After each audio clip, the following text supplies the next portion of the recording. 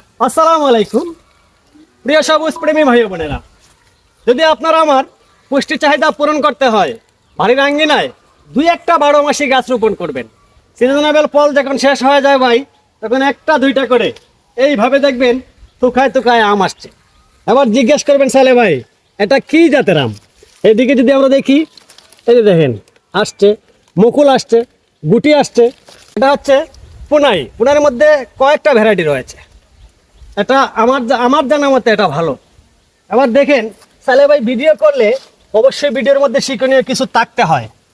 একটা বাগান ভিজিটে এসে দেখলাম, এই যে দেখেন এই ডালগুলা গাছের খাবার নিতেছে একেবারে অযথা। এখান থেকে কোনো কিছু পাওয়া যাবে না, এখান থেকে কিছু পাবেন না।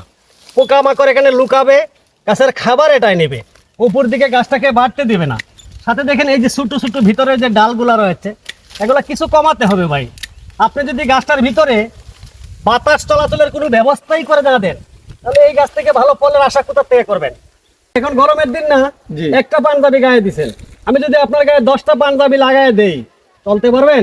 কি বলেন ভাই, একটি সহ্য করতে পারতেছেন আর 10টা? চলতে পারবেন না, আপনি শ্বাস বন্ধ হয়ে মারা যাবেন। শ্বাস বন্ধ হয়ে মারা যাবে। ঠিক তেমনি গাছগুলাও, গাছের অতিরিক্ত অপ্রয়োজনীয় ভিতরের ডালগুলা গাছের শ্বাসটাকে বন্ধ করে দেয়, অক্সিজেন ভিতরে চলাচল করতে পারে না। এজন্য সবসময় ভিতরের ডালগুলা পরিষ্কার করে রাখবেন।